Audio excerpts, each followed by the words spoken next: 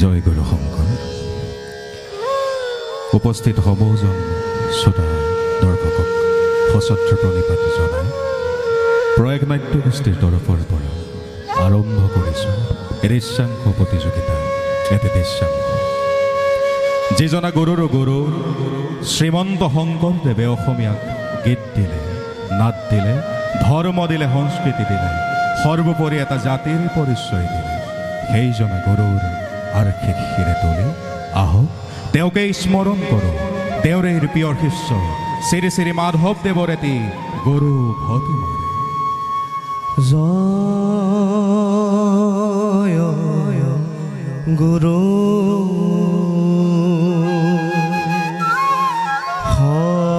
শংকৰ সৰ্বগুৰু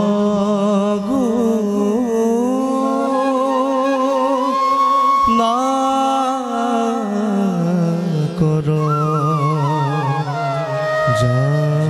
যাকেৰে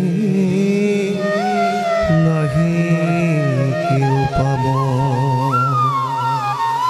তুহাৰী চৰণে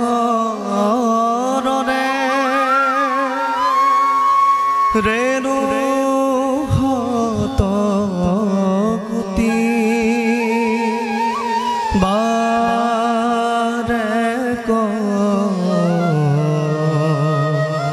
কৰোঁ প্ৰণাম। ও হৰি হৰি ও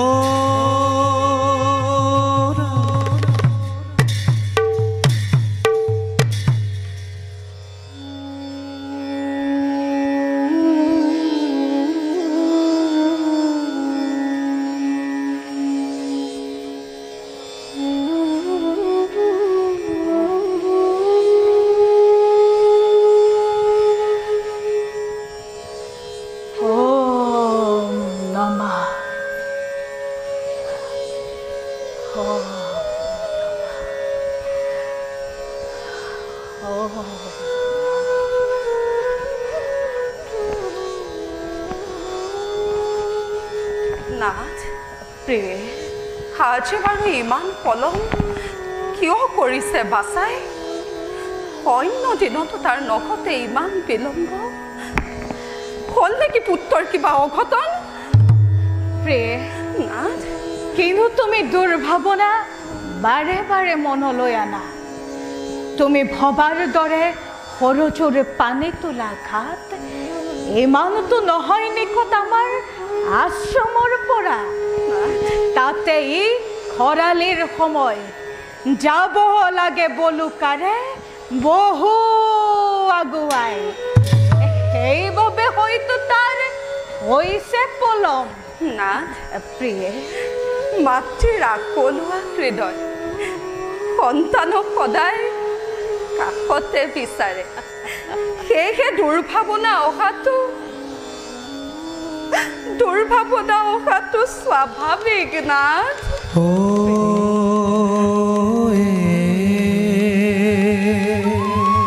কান্ধে লয়া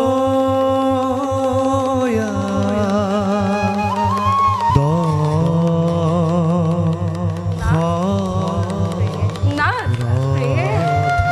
সেয়া নাথ পুত্ৰৰ ভৰিৰ খোজৰ শব্দ। কিন্তু সি আজি ইমান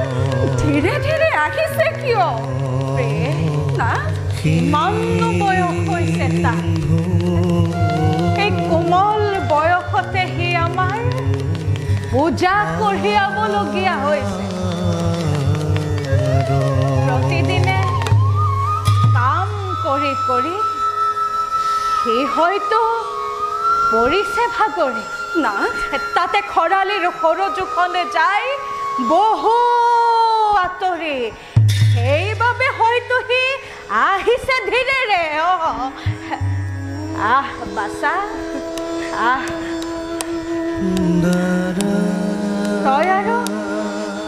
তই আৰু আমাৰ বাবে কিমান কষ্ট কৰিবি। কি হ'ল বাছা বাছা মৌন হৈ ৰলি যে আমাৰ প্ৰতি তোৰ চাগৈ খঙেই উঠিছে নহয়নে কি কৰিবি বাছা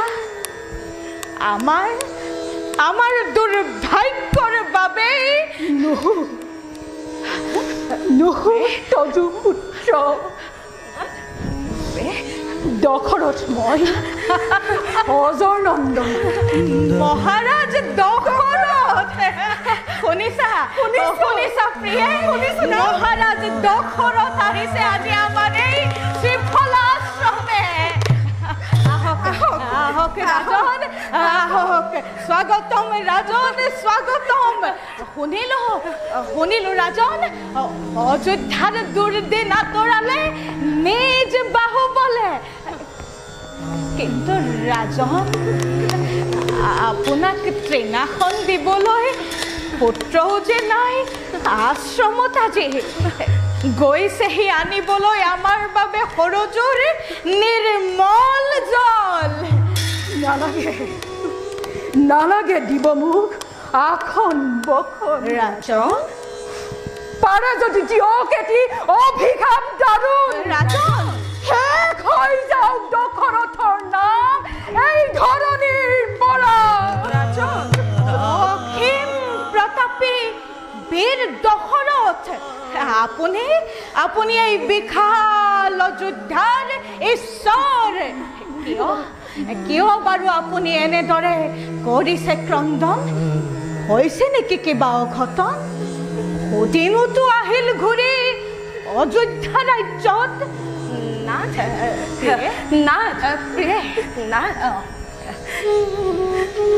শুনিছো পুত্ৰৰ মুখে হয়তপি অপুত্ৰক দশৰথ নিপতি সেয়ে হয়তো পুত্ৰ লাভৰ উপায় বিচাৰি আহিছে আমাৰ আশ্ৰমে জগন্নাথ পুত্ৰ লাভৰ উপায় দি কৃতাৰ্থ কৰক নাথ কৃতাৰ্থ কৰক ৰাজন নালাগে মোৰ পুত্ৰ ৰতন ৰাজন কাৰোবাৰ পুত্ৰক শেষ কৰি নিবিচাৰো আৰু মই সন্তানৰ সুখ কাৰোবাৰ পুত্ৰক শেষ কৰিলে কিন্তু কাক ৰাজন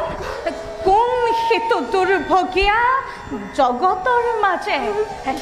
কিবা নাম পিতৃ মাতৃৰ কিবা তেওঁৰ আছিল অপৰাধ কিন্তু অনুতাপৰ অশ্ৰু জলে বলিছে বচন কক ৰাজন কাক শেষ কৰিলে কক ৰাজন কাক শেষ কৰিলে কম শুনিবৰ ৰাজন মুখেৰে মোৰ আজি নোলাই বচন ৰাজন প্ৰভাতৰ এটি কুক্ষণত আহিছিলোঁ মৃগয়াৰ সেতু সেই সৰজুৰ তীৰৰ ঘনঘোৰ অৰণ্যৰ মাজে ৰাজন দুৰ্লভ এটি হৰিণৰ সন্ধান কৰি কৰি উপস্থিত হলো মই সৰজু নদীৰ কিছু অদূৰত তেনেতে শুনিলো মই ঘট ঘট জলৰ শব্দ ৰাজন ভাবিলো জল পান কৰে সিটো উন্মত্ত গজৰাজে মুহূৰ্ততে মুনিবৰ মুখো হয়তো কৰিব আক্ৰমণ সেয়ে ভাবি মুনিবৰ বহাৰিলো মই সপ্ত ভেটিবান সেইবানে কি ৰাজন সেইবানে কি ৰাজন সেইবানে কি ৰাজন কাহিৰমে তজু পুত্ৰৰ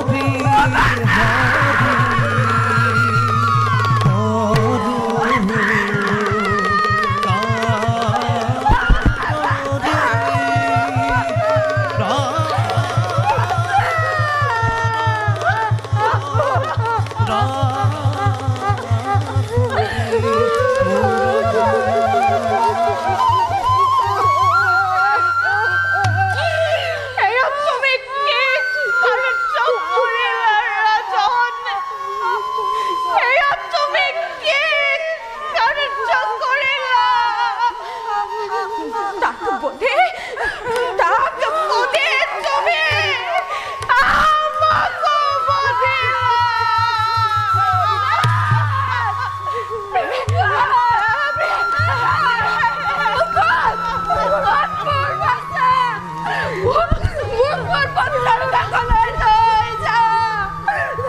মোক পুত্ৰৰ কাষলৈ লৈ যা আমাক আমাৰ পুত্ৰৰ কাষলৈ লৈ বোলা ৰাজন লৈ বোলা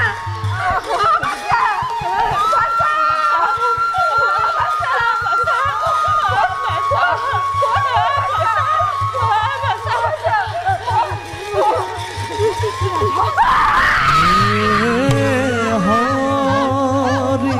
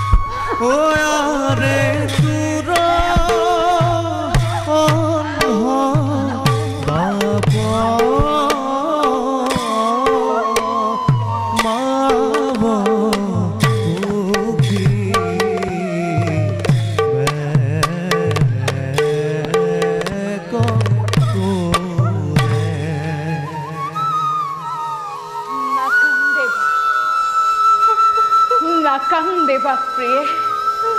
নাকান্দে তুমি হিয়ান ধাক করে কান্দিলেও পুত্র আমারে নাহে ভূতি দেখা কিনো গতি ভুইলা অন্ধা মহাকতি পুত্র হুকে সম্বৰিলা প্ৰাণ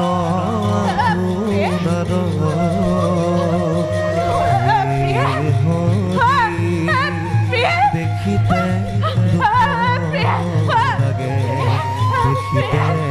দুখ লাগে দেখিতে দুখ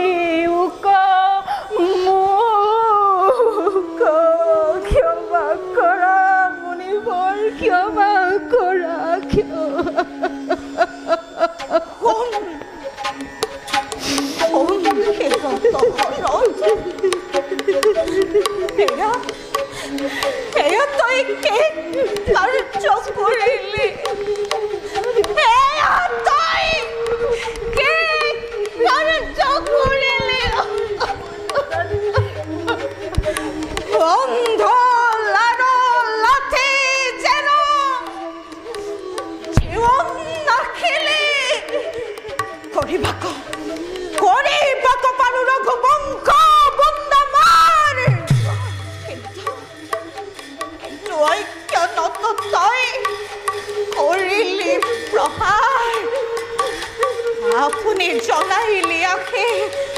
ওয়া রেহা কত তোর বংশ বিনাশে কে দেখাইব মহত্ব তথাপিতো অভিশাপ দে মাজে তোকা পুত্ৰ শোকে যেবে মই প্ৰাণক খোজাইব অন্তকালে পুত্ৰ শোকে তোৰ প্ৰাণ যাইব যাইব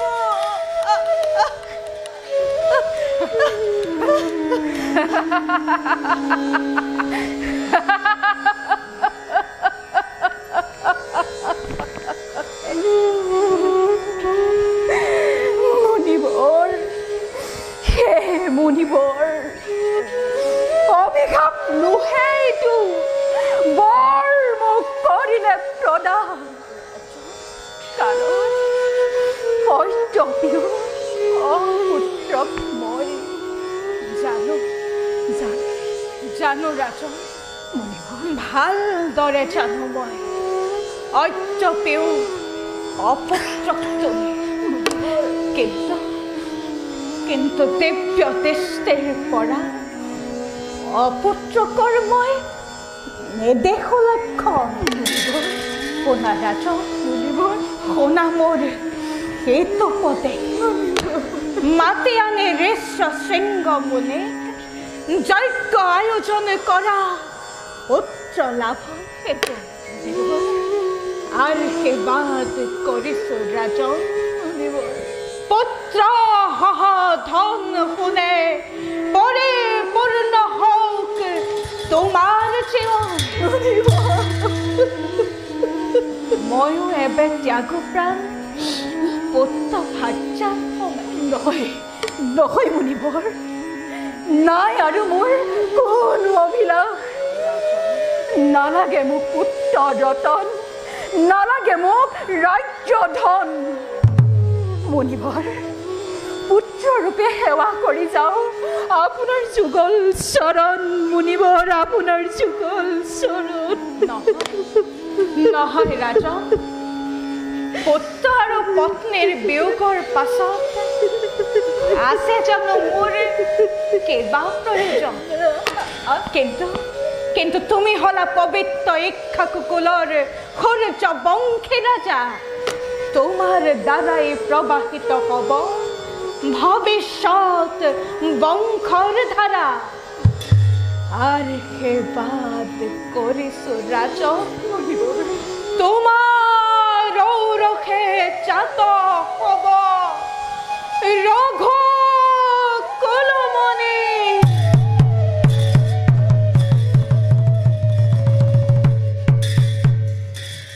দুষ্টক বিনাশে জগতত শান্তি ধৰ্ম কৰিব স্থাপন ৰাজন ৰাজন লোৱা মোৰ শ্ৰীফল আশ্ৰমৰ দুটি ফল আশীৰ্বাদ ৰূপে কৰিবা গ্ৰহণ দিয়ক মুনিবৰ দিয়ক অশেষ কৰিলে কৃপা মহামান্য ত্ৰিতালজ্ঞ হে ঋষিবৰ আপোনাৰ চৰণত জনাইছো সহস্ৰ প্ৰণাম ৰাজন মুনিবৰ আছে এটি মোৰ শেষ অনুৰোধ নহয় ঋষিবৰ আদেশ কৰক মাত্ৰ দাসৰ প্ৰতি যেবে মই ত্যাগি যাম নশ্বৰ কৰি মুনিবৰ তুমি যেন পুত্ৰৰূপে পেটকাৰ্য কৰা সমাপন মুনিবৰ সেয়ে মোৰ শেষ বাক্য কৰিবা ৰক্ষণ বাছা প্ৰিয়ে ময়ো আহিছো তোমালোকৰ সমে বেদাই বসুন্ধৰা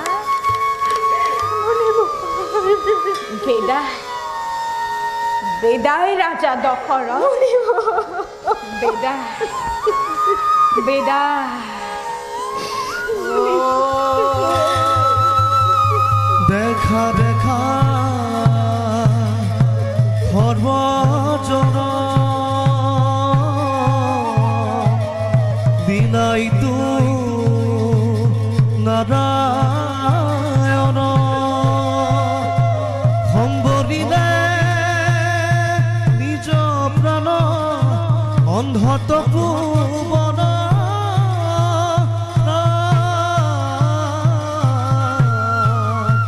হৰি হৰি হৰি তান সংগে চলি যাই অন্ধা মহা হতি হৰি হৰি বুঢ়া হবে পাপ সকলো গতি প্ৰাণ হৰি হৰি হৰি হৰি হৰি হৰি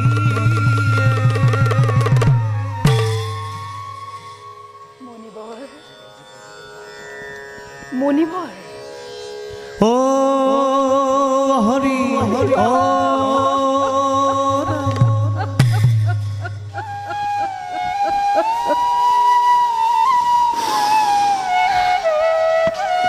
প্ৰদান কৰি দশৰথ জীৱনৰ আকাংক্ষিত বৰ গুচি গ'ল মুনিবৰ অনন্ত ধামে নিমজ্জিত কৰি মোক পাপ সাগৰত হে প্ৰভু তুমি মোৰ কপালত ইয়াকে লিখিলা যাওঁ মুনিবৰৰ সহিতে পুত্ৰ ভাৰ্যাৰ সৎকাৰ কাৰ্য কৰো সমাপন যাওঁ লোক খুৰি